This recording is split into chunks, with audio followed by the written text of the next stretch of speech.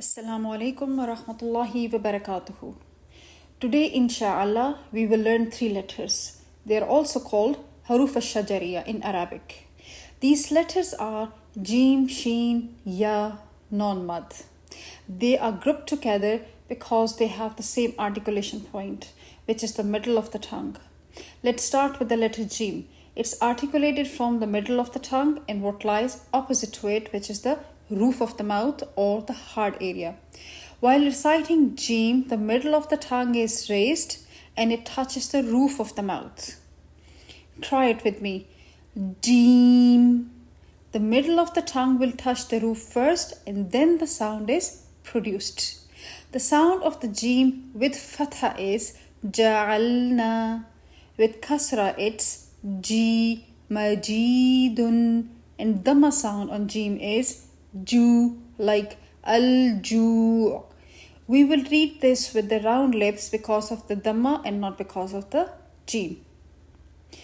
When letter Jeem has a sukoon and we read it with the fatha hamza or any letter which has a fatha, as long as the letter we are learning is sakin.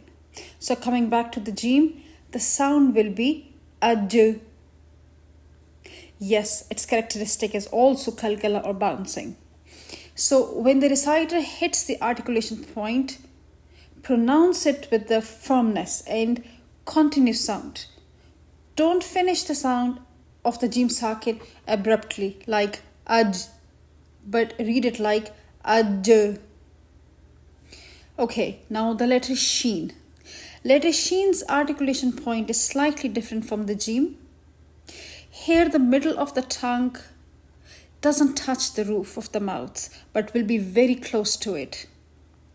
Letter Sheen has a very unique characteristic which is spread, meaning spreading of the sound in the mouth. Say it with me. Ash.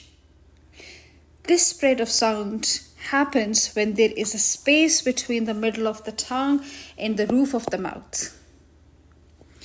Now, Sheen sakin and the fatha sound in a word minash shaitanir rajim and washrabu. With kasra it will be khashi'atin and dhamma sound is shuhudun. Lastly, we have the letter ya non-mad, which is articulated from the middle of the tongue. We call it ya non-mad because ya sound here doesn't lengthen or it doesn't stretch. In this letter ya, the middle of the tongue rises up close to the roof.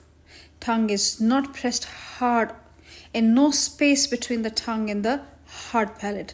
Like ja, that is the wrong sound. The correct sound is ya. Some other practice words.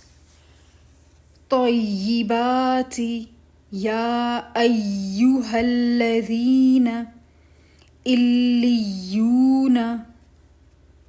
And that brings us to the end of today's session. Jazakumullahu khairan.